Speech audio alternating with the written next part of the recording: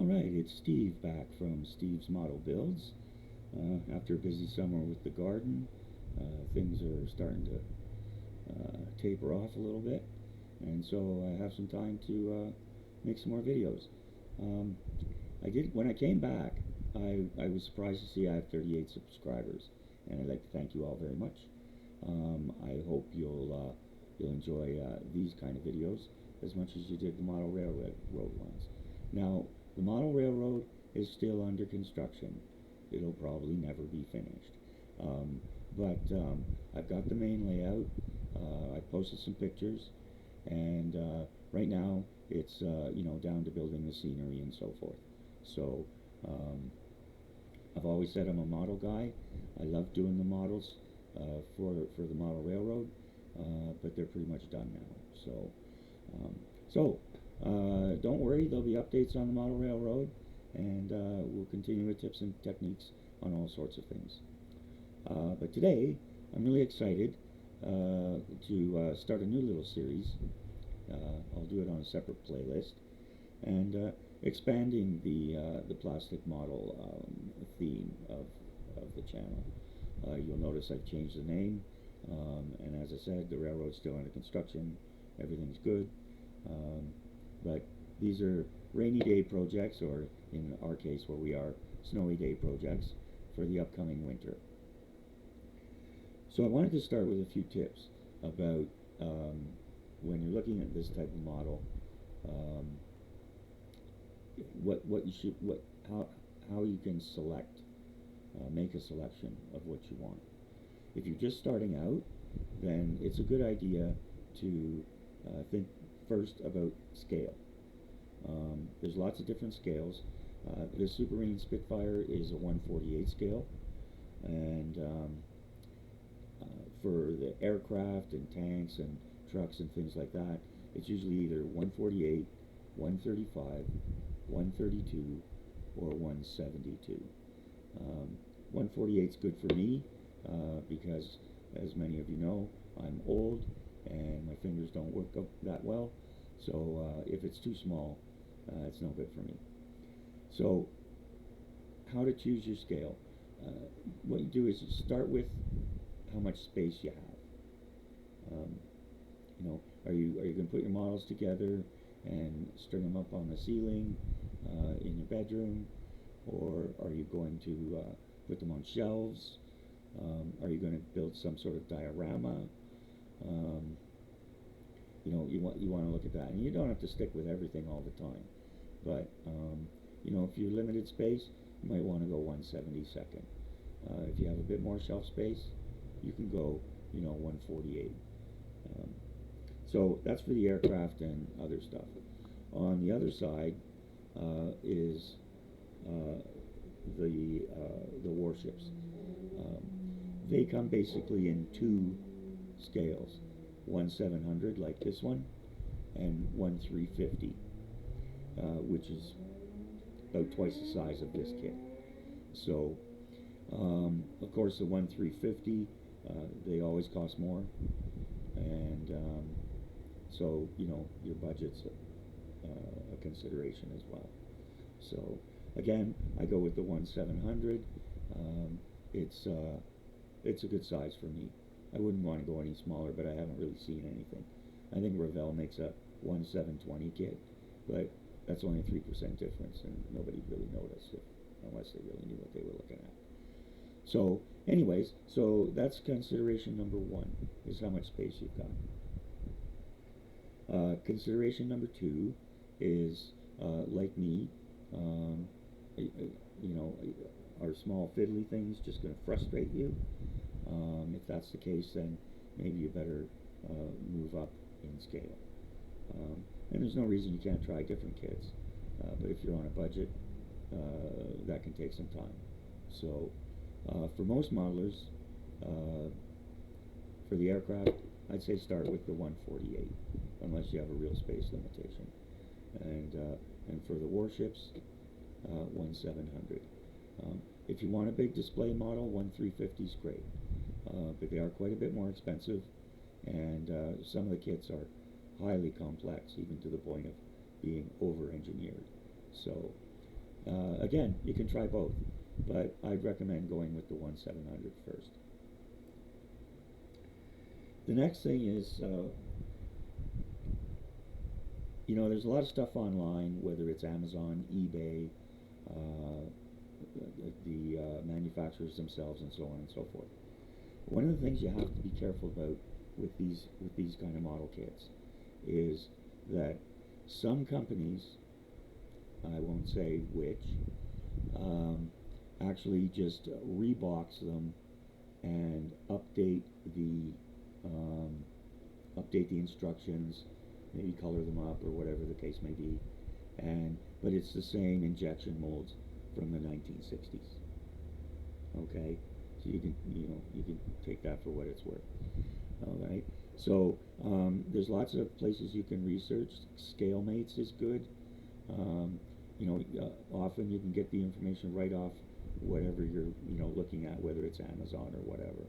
Just look carefully. In the extra information below, there's usually a date, um, and it'll often say whether it's a rebox or not. So, and price. That's another thing. Obviously, if you're on a budget, price is going to be important. Uh, a lot of times you do get what you pay for. Um, and if it's too cheap, it's going to be too cheap. So, just beware of that kind of stuff. And again, there's one company that I won't mention. Their stuff is almost always a bad fit, very frustrating to put together. You end up with gaps, having to put putty in, and all kinds of stuff. Anybody who knows models knows who I'm talking about. Yeah, and it ain't Airfix.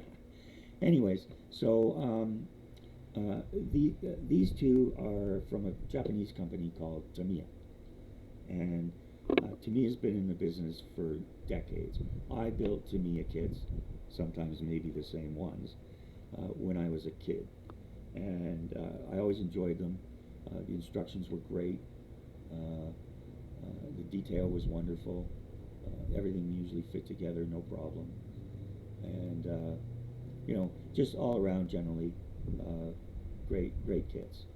Um, and they're very reasonably priced as well. The other thing to watch out for is what is with the aircraft and the ships. Like if it's a really quote unquote popular aircraft, like the Spitfire or the Mitsubishi Zero, there's all sorts of different ones. Then generally the price is going to be higher because demand's higher for those things. So if you're on a budget, you can look for another one that's maybe a slightly different model. Tamiya makes the Mark 1, the Mark 9, the Mark 7, the Mark 8. So it just depends. This is the Battle of Britain version, the Mark 1, and that's how I'm going to end up finishing and decorating it. So those are the main considerations for choosing model kits. Of course, the other thing is, again, like I said, do some research. Places like Amazon, they have the reviews. You can just type it in online and see what's being said out there in the community. Nobody's perfect and no company's perfect, but you'll hardly ever go wrong with a Tamiya kit.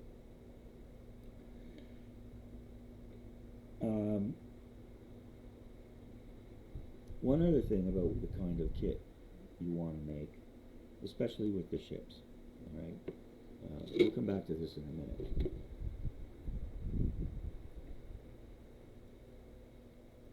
There's nothing wrong with this, and it's actually a good thing. So you notice here, I've got the 1700 Waterline series, Prince of Wales, Battle of Malaya version by Tamiya. And up here, over here, yeah. You see it says, it gives you the scale right up front, and it says Waterline series. Okay? Now, the Waterline series is, they're meant for dioramas. they don't have generally they don't have a keel, and they don't have propellers or rudders. The bottom's just flat, so you can put it on your diorama surface and do whatever you want to do around it. All right. There's a lot of techniques out there, and I found one that I think is going to be great, and I'll be showing that as I go along. So the other thing you'll notice here too is the aircraft carrier Akagi. Let me see, get away from there. All right, and that's a Japanese aircraft carrier from World War II. All these are World War II. And the only thing the only kind of bad thing, if you want to call it that, is the box arrived and it had a big dent in it, ripped. But I checked it out, and there only seemed to be like one piece that kind of broke off the sprue, but it's still complete. And it's just a tiny little piece. Nobody ever noticed if it wasn't there. So, okay. So, but you'll also notice it says 1700 Waterline series. But the manufacturer is Hasegawa. Alright? Hasegawa, as far as I'm concerned, is just as good as Tamiya. Now, the Waterline series. As I said, the Waterline series is meant for dioramas or just sitting flat on your shelf. But great for dioramas. The Waterline series is actually a group of manufacturers, including Tamiya and Hasegawa, and they all just kind of, I guess, banded together. So I guess under license or whatever it is, they can all, it's kind of like a cooperative that way. So I'm not sure how the business is set up. So you'll get different, you'll get Waterline series kits from different manufacturers, but they're all Japanese. So, and most of them are in the same city in Japan. That's just the way the business grew up. So yeah, so those are your considerations. We'll come back to this. We'll come back to this later. I'm going to do unboxings and reviews of everything as we go along. But those get set aside for now.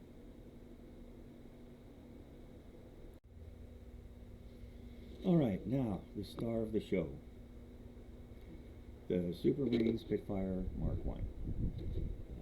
This was an aircraft that made its debut in the 1930s, originally as a seaplane, and set records all over the place.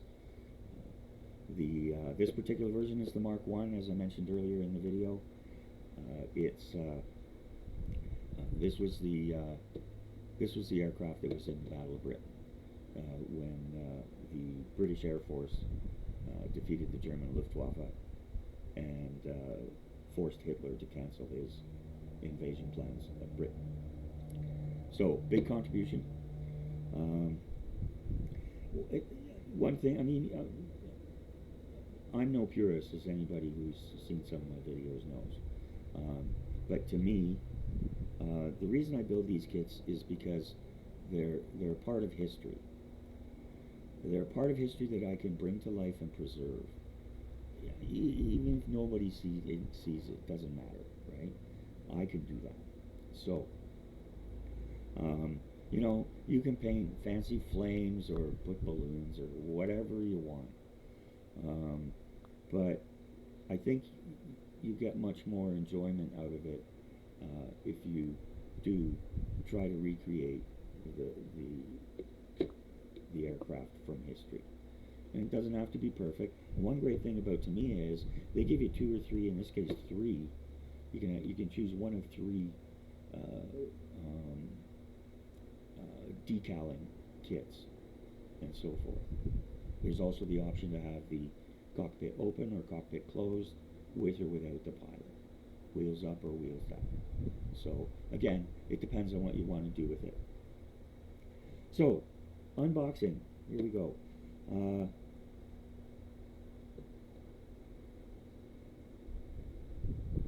One YouTuber called this one of the best model kits ever made, and I have to agree. And here's the reasons. Okay, so here's the kit. Okay, you get the box art, two of the three versions that you can make, the cockpit detail, really nice. So you open the kit, and here's what we've got. Now, if you are really, if you really want to get into super complex things that are really fiddly and you enjoy being frustrated, there are kits out there for you. Or if you have a streak of engineer where you have to be constantly solving problems, there's kits out there for you too. Again, I won't mention the name of the company. Okay, so one of the reasons this kit is great is, and most of the Tamiya kits are, it's relatively simple to put together. Yeah. Oh, that brings me back to about cost. One way I evaluate the cost of something is I do the research. You know, I try and look at what's included in the kit and make sure you've got the right kit, because like I said, there's different kinds of the same aircraft, ship, or whatever. I always ask myself, how many hours of enjoyment am I going to get out of this?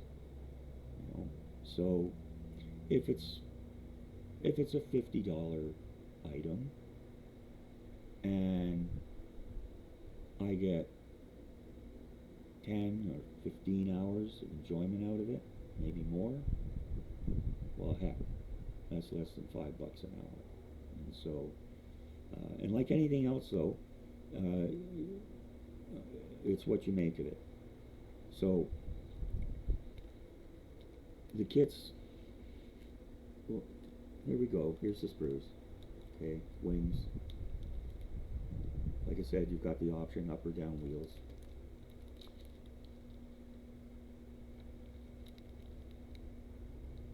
Here's the clear plastic.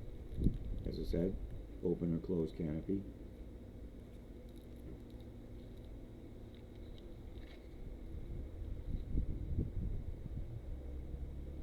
There's the body of the aircraft.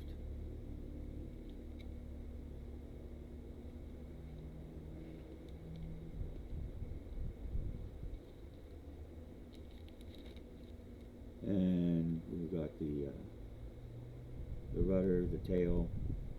This is the cockpit. The figure. I don't think I'm going to do the figure. It's a little too fiddly. I think I'd rather do the cockpit detail. And so everything's on the sprues. Nothing broke off. And everything looks to be in good shape.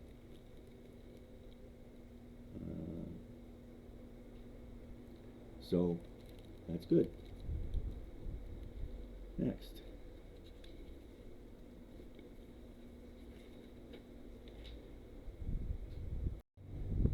So, you know, if you just want to slap together a kit in a few hours, one rainy afternoon, not bother painting it or decorating it or anything like that, and then sticking it on the shelf, well, you know, that's fine, I guess. But if you're going to take the time to do the detailing, do the painting, learn the techniques, you'll get a lot more value out of what you've got in your kit. So, moving on.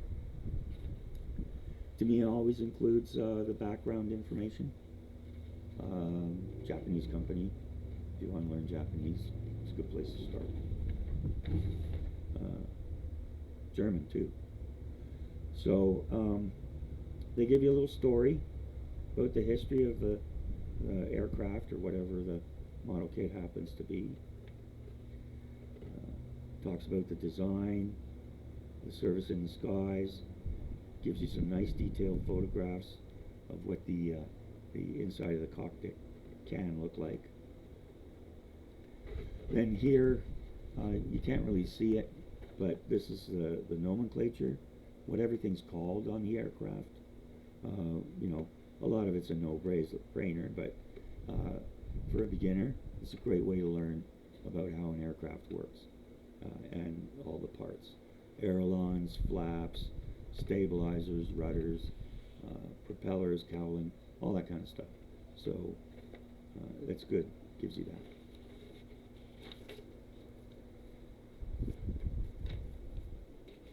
And I believe all their kits come with something like that. Okay, here's the instructions. I'll get back to that in a minute.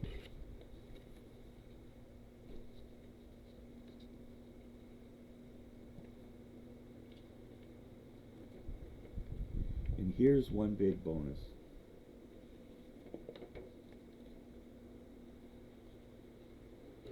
It gives you detailed color drawings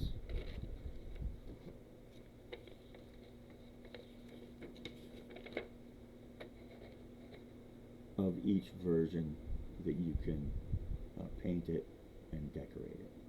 I mean, like that's so awesome, right? You got it right there. It tells you the kind of paints, what to put where, everything. Fabulous. Here's the decal kit. Another really cool thing about this kit. It's got photo etched accessories. Here's the straps for the pilot. You've got masks for when you're painting or airbrushing the clear parts. And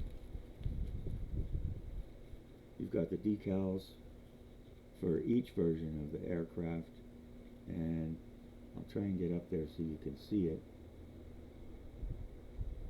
This here are decals for the cockpit control panel. So again, unless you're into real torture, you're welcome to paint it yourself. For me, I'll use the decals. Alright, that's great.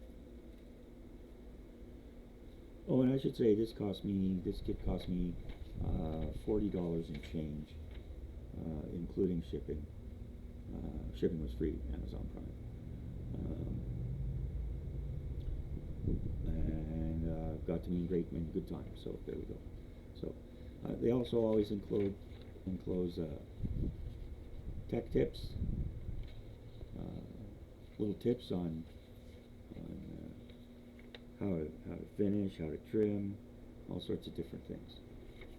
And there's also lots online, and I even did a video with stuff like that. So, okay, here we go.